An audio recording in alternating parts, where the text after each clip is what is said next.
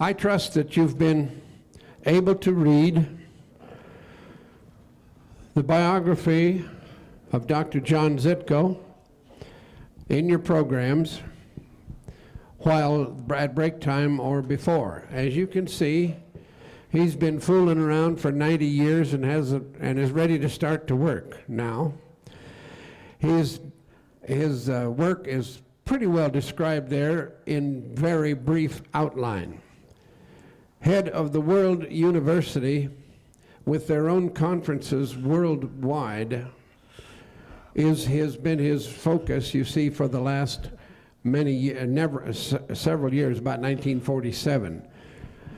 It's a great pleasure to welcome him with his wisdom, his work, and to share with you his topic today, the Lemurian, I forgot exactly what it is, but this title will become very clear to you as he talks. The new structure of cooperative holistic education. Welcome, Dr. John Zitco from Benson, Arizona. Thank you, Mr. Chairman. Our Master of Ceremonies, he does such a wonderful job here. I've talked elsewhere, in other parts of the world even, but I've never found anyone that can hold the audience and be as firm as he is and as compassionate in handling the speakers that appear at this Congress. We should give him a big hand. And my distinguished colleagues also of this superb faculty, and I especially honor those that preceded me here with that beautiful music, because I feel that we're all pretty well charged up now to learn something about our educational system. And my friends and participants in this 19th Annual Global Sciences Congress.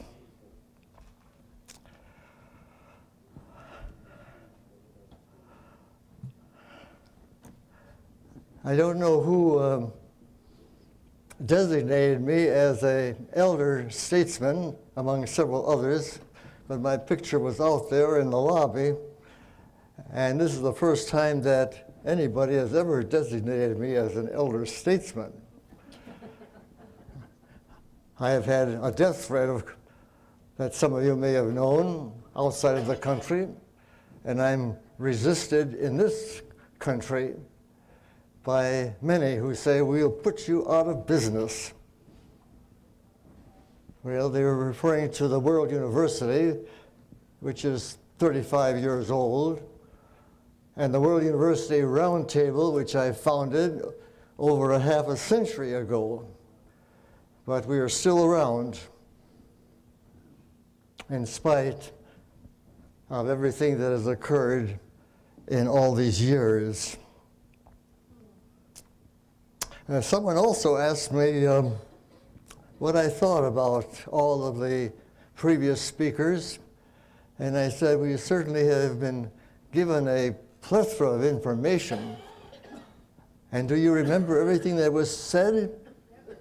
And I said, no, can't remember everything. I don't know whether anybody else in the audience can remember everything that was said. But I do come away with one impression, and that is that there simply does seem to be something radically wrong with our present society. Well, this is my first appearance before this annual Congress, and I've been deeply impressed by the breadth and the scope of the presentations I've been privileged to hear.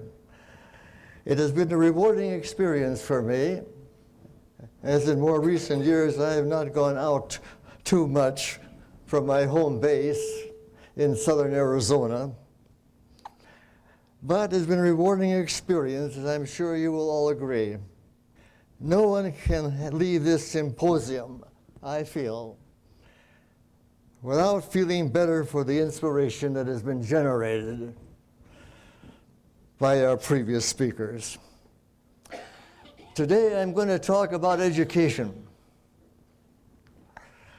Not the education with which you are already familiar, but the education that I believe will be progressively recognized as we go further into this 21st century and the third millennium of the Christian era.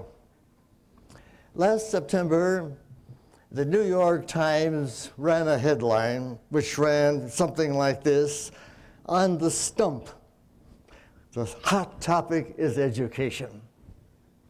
And then the article went on to say that virtually all the candidates, from the president to county commissioner, think they know what education is all about. And they sound as though they are all running for the county school board. Their analysis of what they think is wrong is so pitifully naive that their ignorance is probably only matched by their arrogance. I was born in an era when there was very little conveniences of any kind. This was 6 years before the First World War, when we all needed to know at that time in school was how to read and write and number. There was no rebellion in the schools. I knew nothing about race or drugs. And I was entirely oblivious of how I was being prepared to accept the system into which I was born, right or wrong. There was little attempt to prepare for a better world in which war would be learned no more and peace would be an attainable objective. How could it be otherwise when the First World War was already on the horizon and the most eligible of the nation's manpower was being drafted to make the world safe for democracy?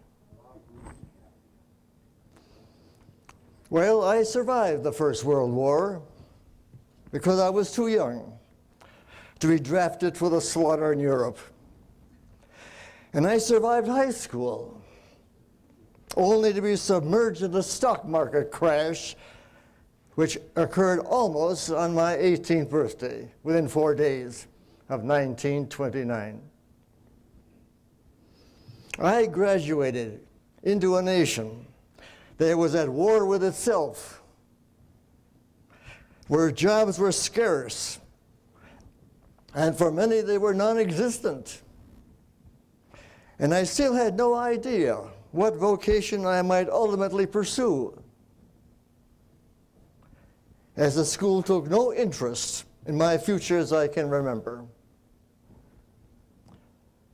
As the Great Depression closed in, the future looked dim indeed.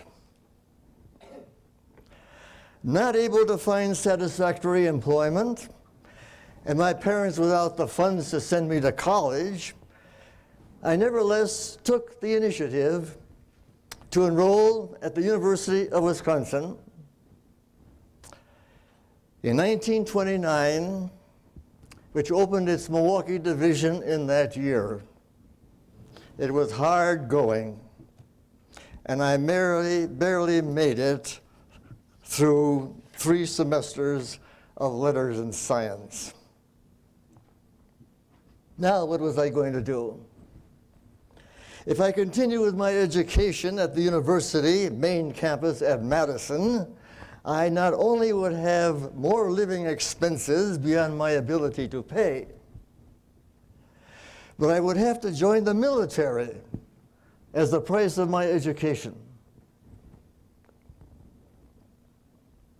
That prospect was abhorrent to me, as I had no recollection, even then, of ever having in any lifetime drawn a weapon against anyone.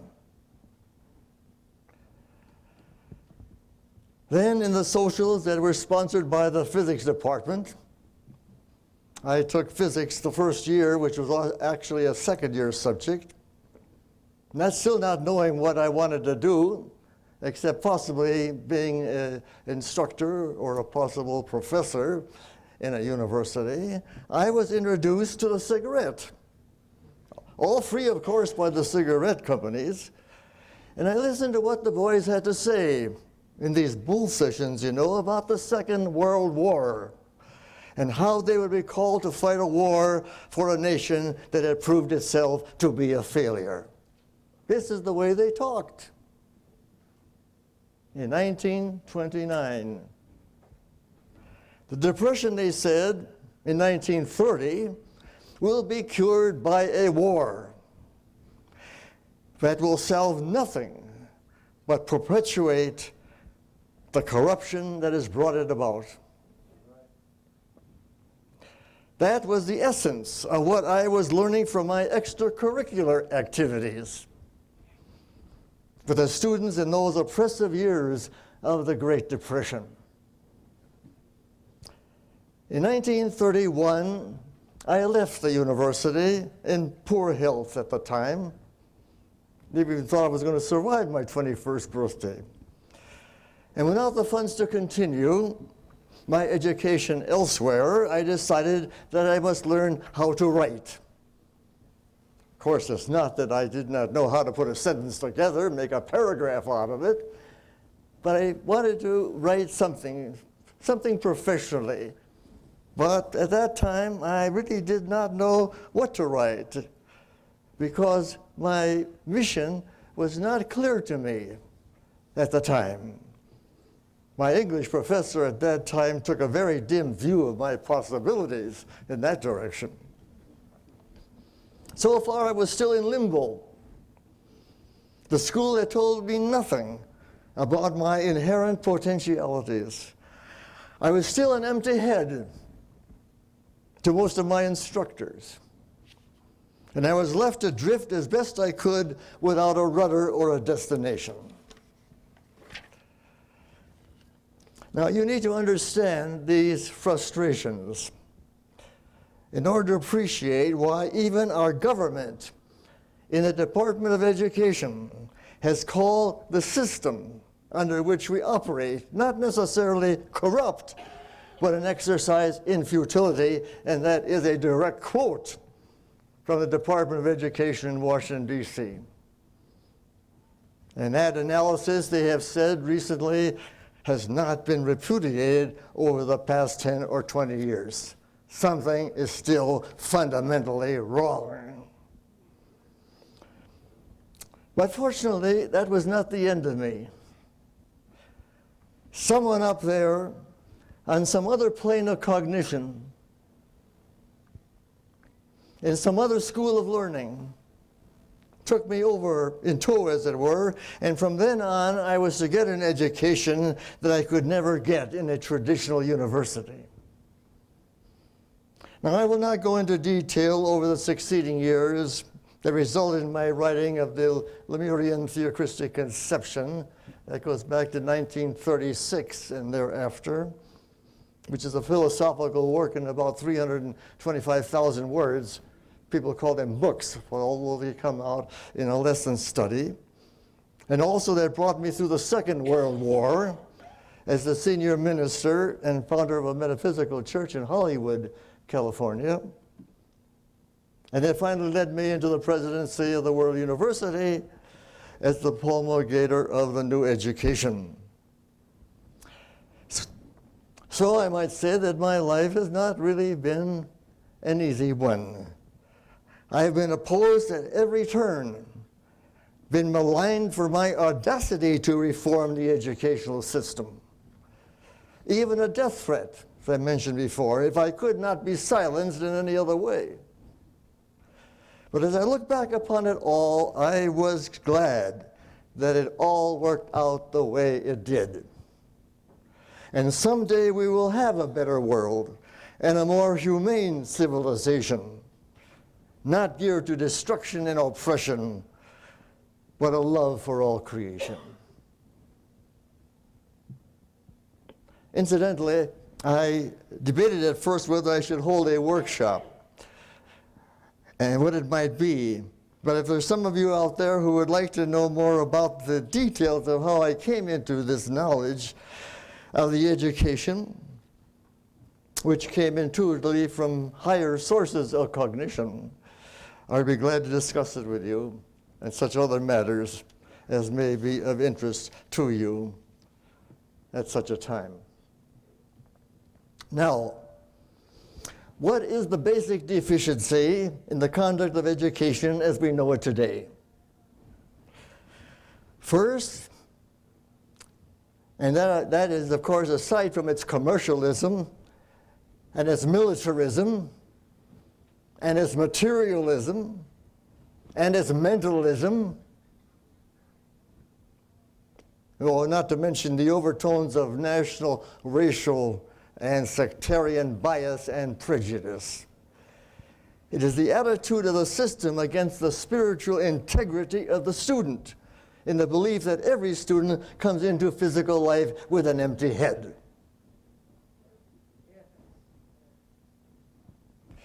To fill this empty head with whatever knowledge the school feels is relevant to his or her education is the basic problem to an understanding of what life is all about. If it is argued that this is a sphere of religion, then we should be thinking in terms of integrated learning and not fractured learning.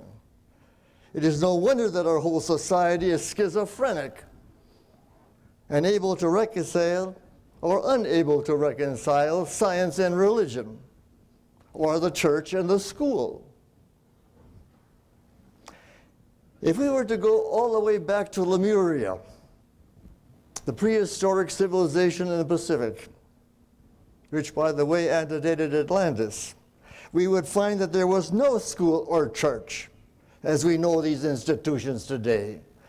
There was only one humanity and only one truth, and that truth was the indivisibility of the universe, including all of creation and all life therein.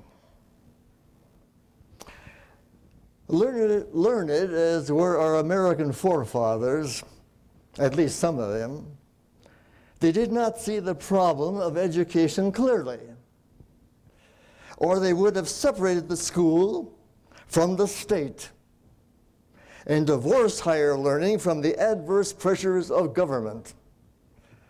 The separation of the state and the church was not nearly as important as the separation of the state and the school. Of course, we all know that slavery was to be recognized as a way of life in some of the states, and that the importation of traditional religion from Europe was to be tolerated as a freedom of conscience in the conduct of the new government. We did aspire to be a new order of the ages, novus ordo seclorum, and we did say, some of us, that the world is our country and to do good is our religion. But such an aspiration was to die quickly in the course of events. And we had to fight a war in every generation just to maintain our right to exist in a world that did not reflect the values we thought we represented. The empty head theory of education has hardly ever entered into a discussion of what is wrong with the attitude toward the younger generation. We cannot bring ourselves to believe that every student is a unique human being with a recognizable past, a mission to be followed in the present, and a destiny to be fulfilled in the future.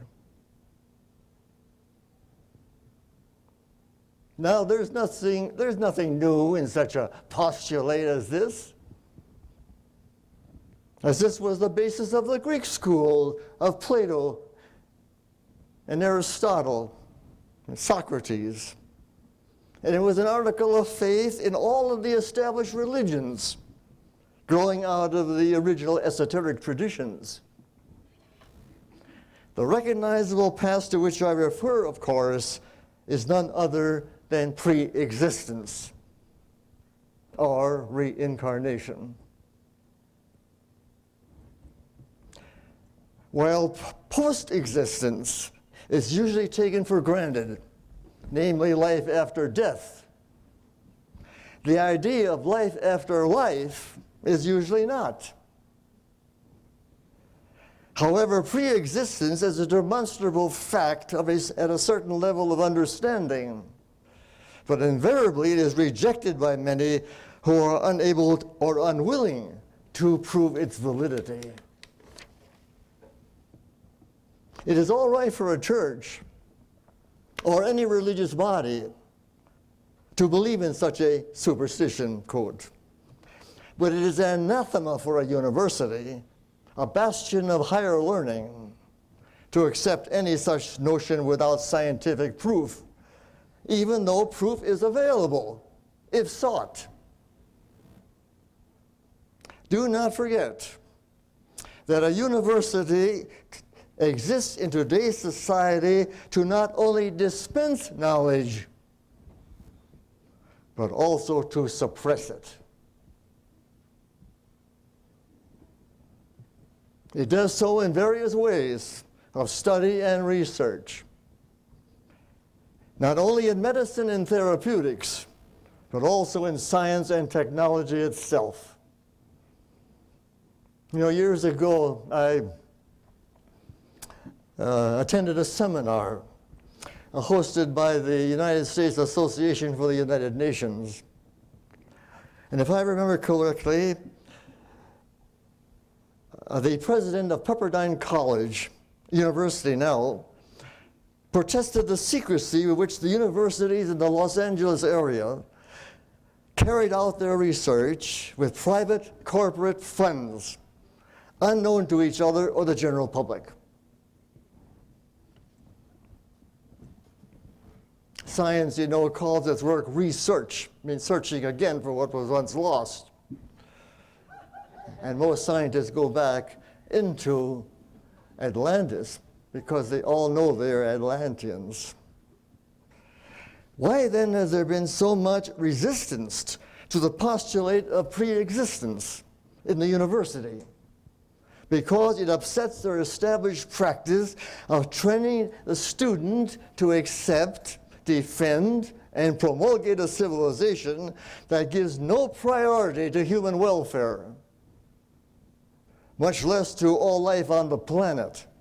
And in doing so is ignoring the fact that the student of this new era has other ideas of how to manage the society in the interests of all the people. For the first time, we are dealing with a new generation whose karmic past is clamoring for recognition. Now think of this. A generation that is coming into physical embodiment probably for the last time in this present cycle of human affairs. Some will be violent because of unresolved problems from other lives, and others will show traits of genius because of their desire to remedy the flaws of society in creating a more humane and sustainable world. We are not only at the end or at the turn of a new century and the third millennium, we are at a change of pace in confronting a global crisis of unprecedented proportions. Nothing will change for the better unless we have a new kind of humanity on the earth. This humanity, born with a clearer perception of ultimate reality and universally oriented, will release us from our present obsession with self-destruction.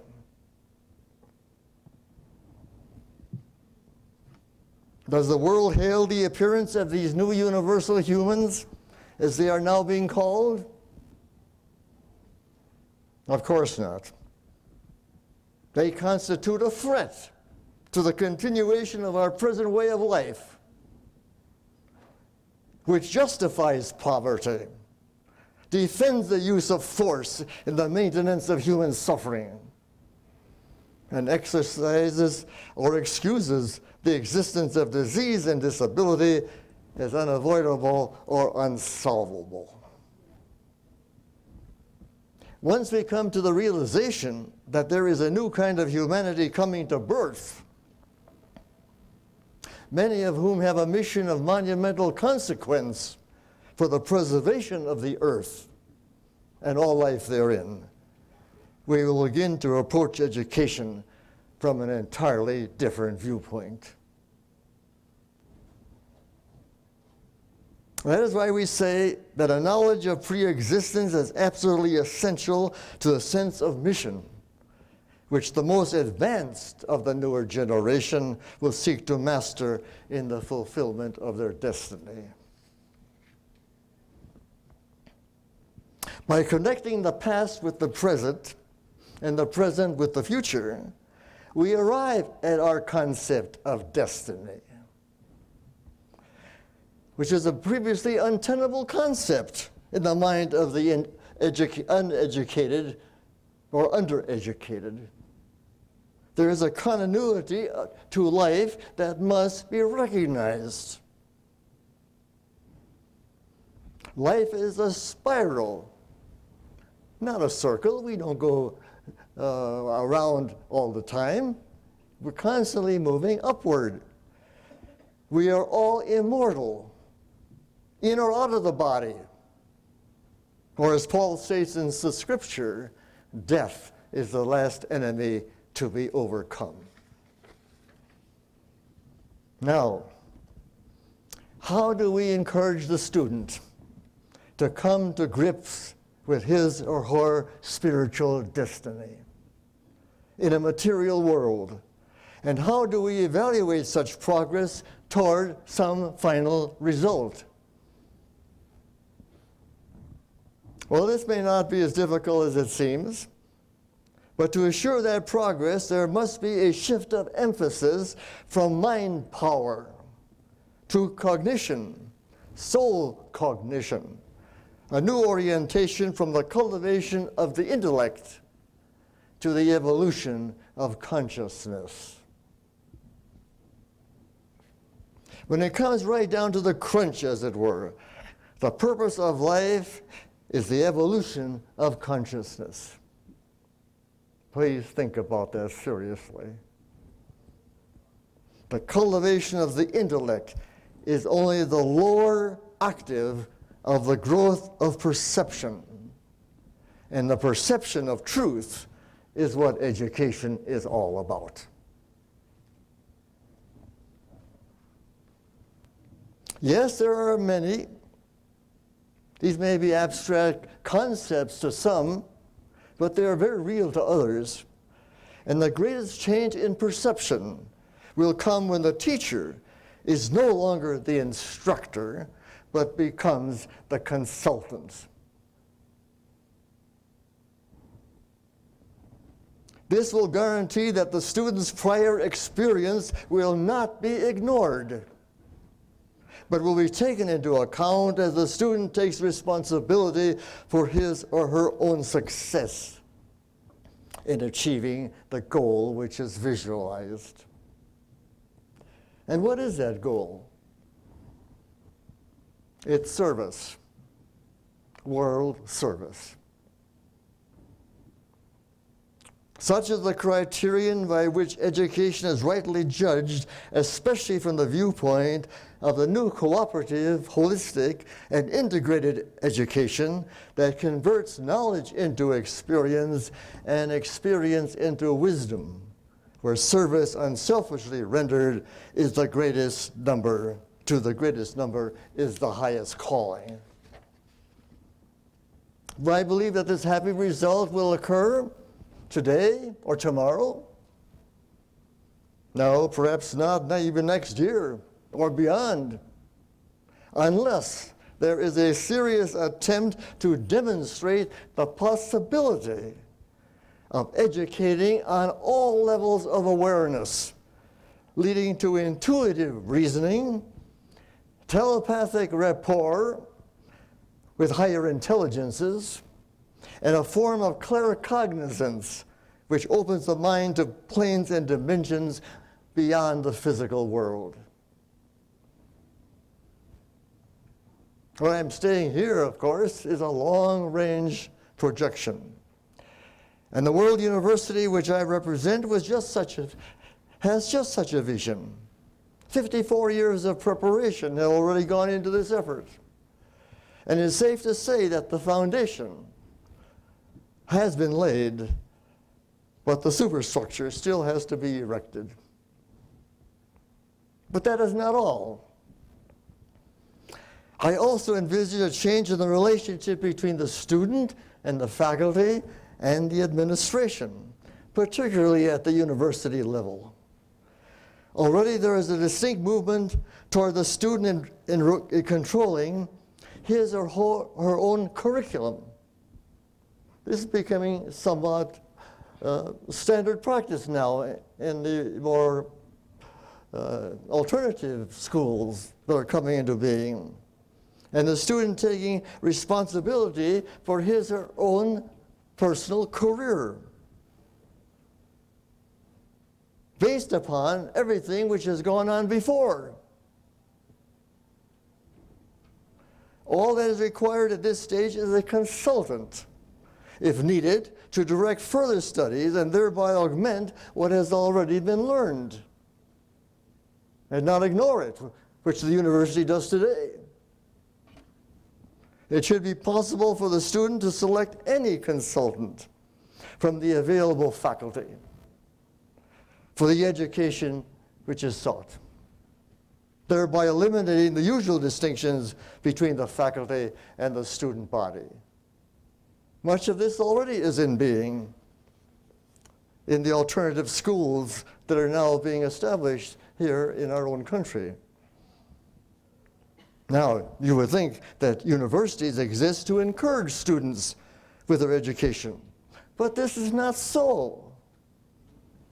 It is often a policy to eliminate students. On average, as many as 25% of a freshman class drop out after the first year.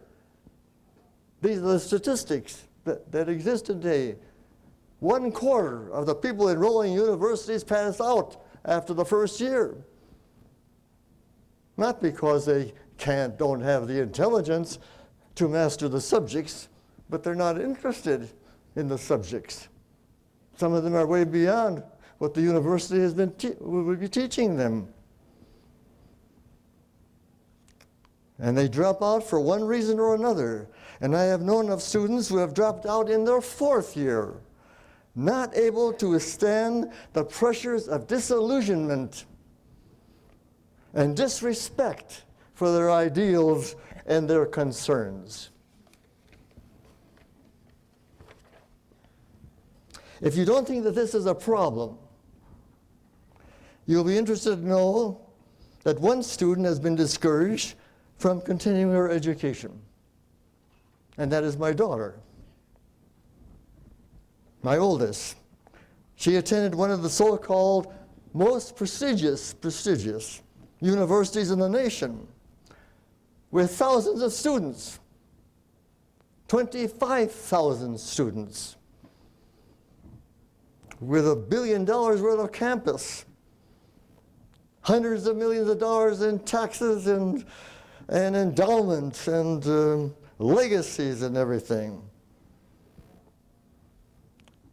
And the sports director was just given a lot of publicity because he draws down a salary in 6 figures, $800,000 a year, to manage a basketball team or a football team, more than the president of the university. After I had seen that in the newspaper, then I realized from what was given out elsewhere that other universities pay up to $1 million a year to their sports directors. Well, because my daughter seemed somewhat depressed by her experiences thus far, taking subjects in which she had little interest, I asked her why did she not take up philosophy as a course of study. And she replied, "Oh, I've already done that." I said, "Well, what happened?" And she replied, "Well, I was in a class of about 200 students at the top tier of a theater type setting. Her name starts with Zitco, a Z, so she's up in the top liver there. She said, I only know the person on one side of me and on the other side of me. And a graduate student was down there, and he said, before this class is over, I shall prove to you that there is no God. And my daughter says, this is no place for me, and got out.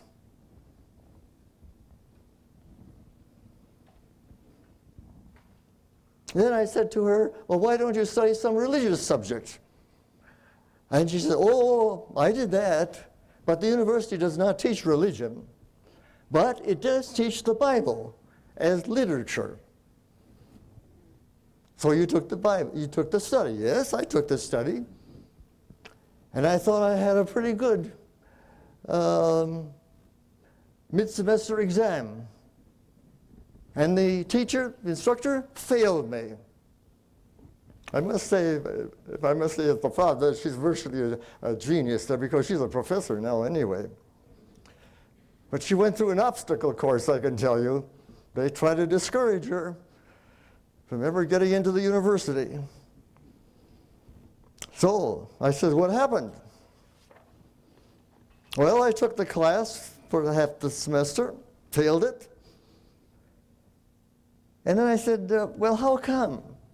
And she said, well, I told the teacher that I thought I did well. After all, my father is a minister.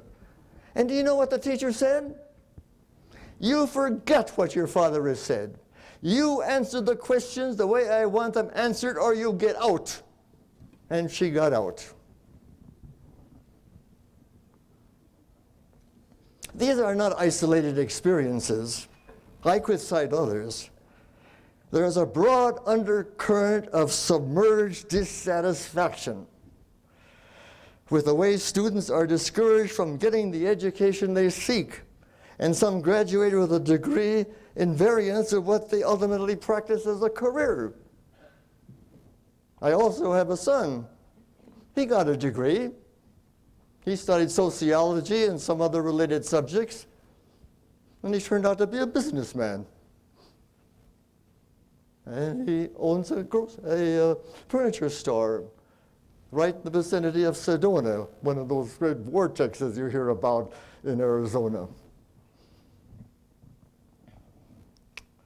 I could also mention that when my daughter went to the university, and she says, and they said to her, you have to be vaccinated. And my daughter says, I've never been vaccinated in my life. And I don't want to be vaccinated. I don't believe in it. Her mother would write a big no every time they sent a notice for her to be vaccinated in the elementary and high schools.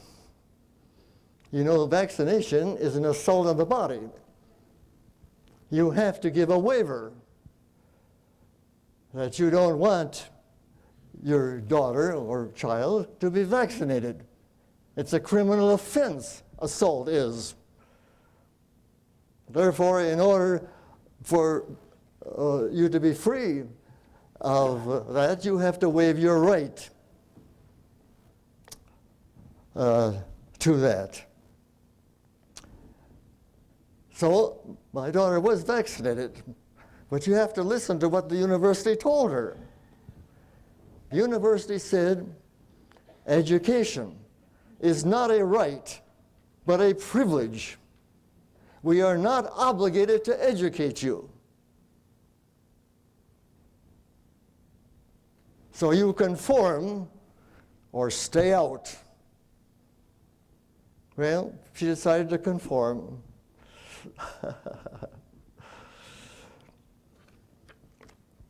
That you should remember. Education is not a right, it's a privilege.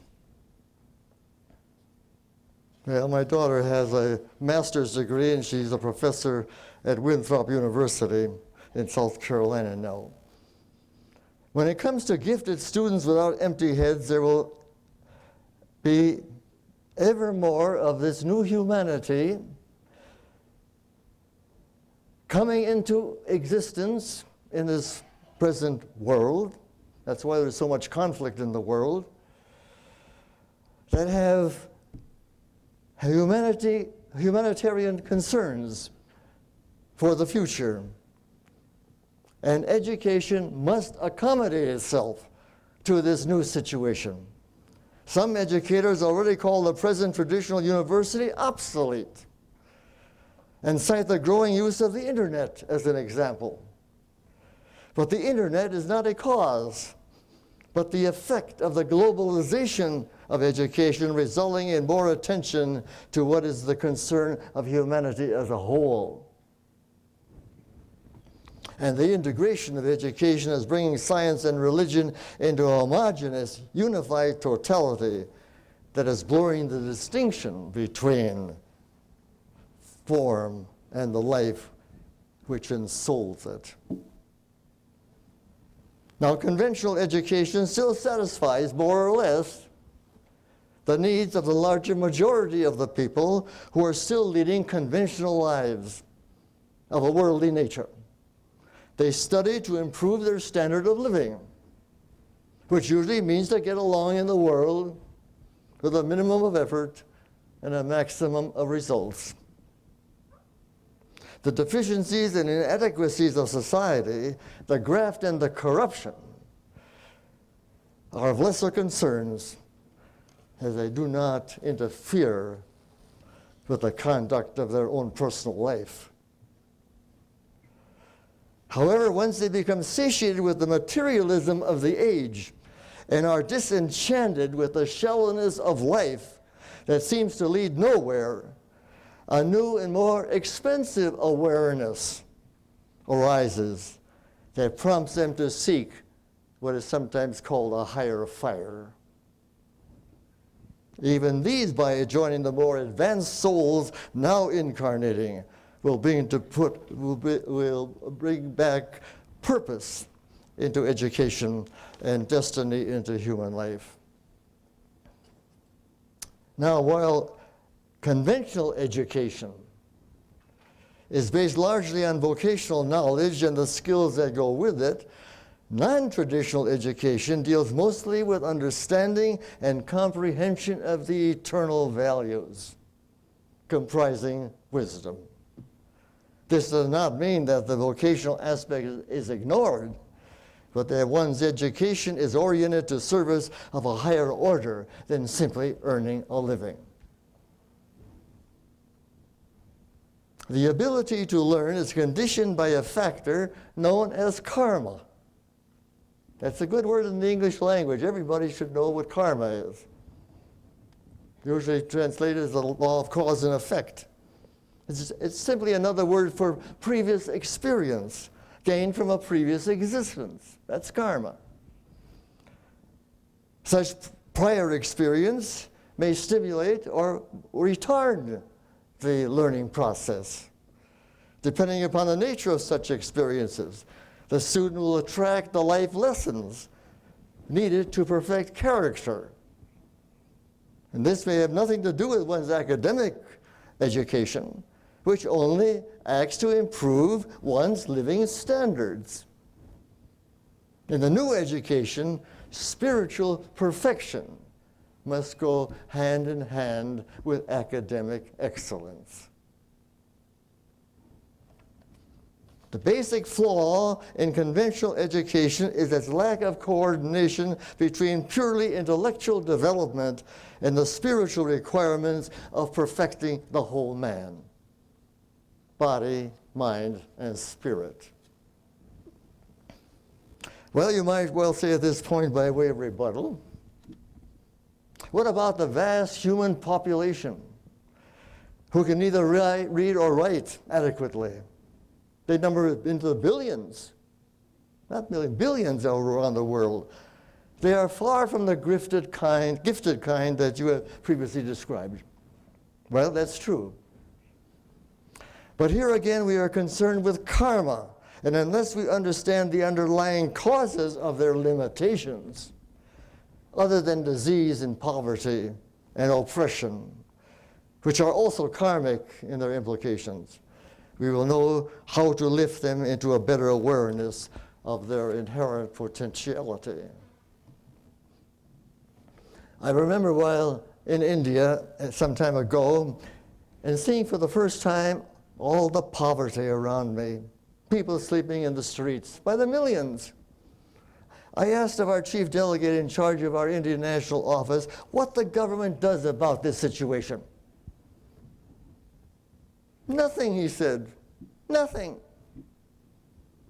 The problem is too great for any possible solution.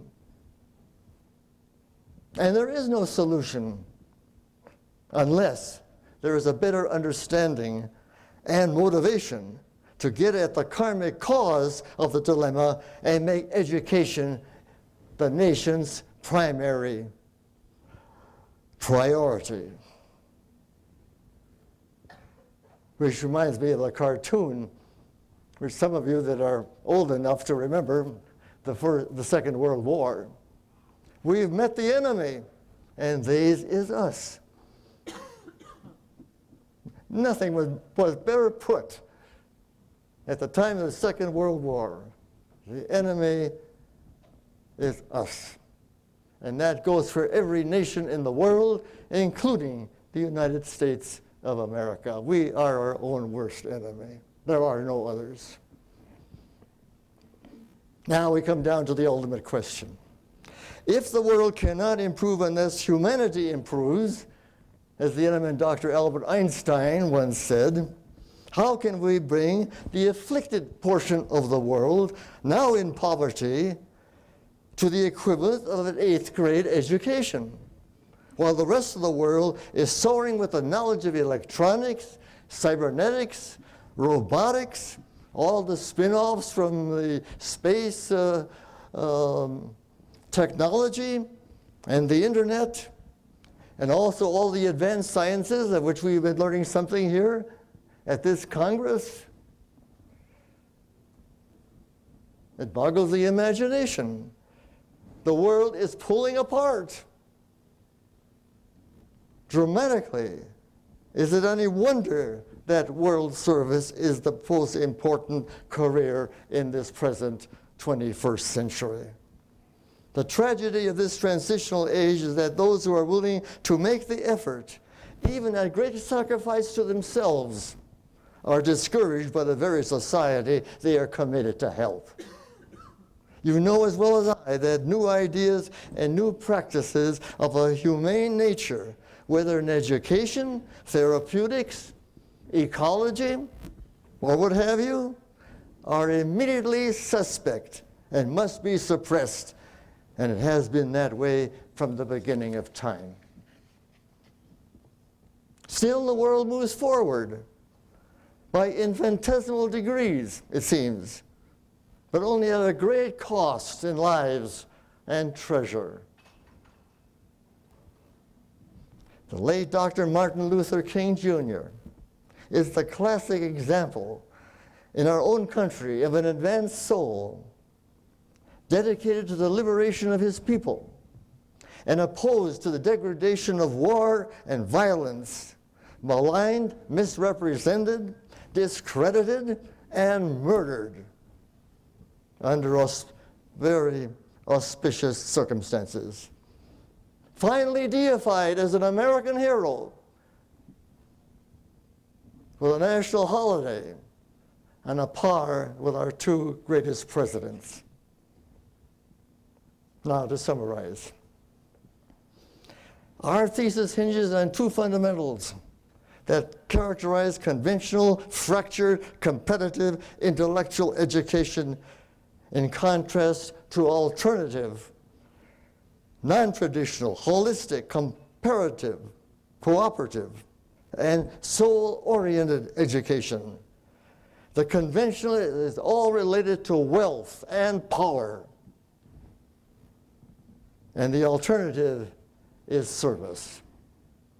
One is cultivating the power of the mind, and the other is expanding the consciousness of the soul. As more and more people and all our learners in the final analysis graduate from one set of principles to the other, the traditional university will seem less important. In the context of today's society, and the non-traditional more relevant to the evolving cooperative world order. Some may seek to retard that progress and even try to stop it altogether. But that is only an exercise in futility. Whether you or I like it or not, the world is changing, and changing rapidly. And I have tried to give some insight as to why it is changing from an educator's viewpoint. Nothing will change fundamentally in any aspect of our civilization, however, unless the whole theory and practice of education changes first. That is the hard core of this transition through which we are now moving. Finally, I want to say that while there is much evil in the world, there is also much good. What we see is where we look.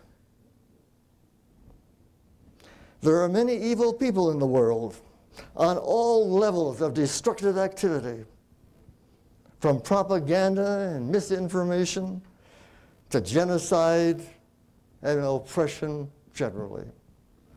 There are also many good people who sacrifice their lives for heroic purposes. But goodness is not enough. Goodness is not enough. As one master has said, you must know the will of God and do it. What is the will of God? I shall leave that for you to decide. Thank you.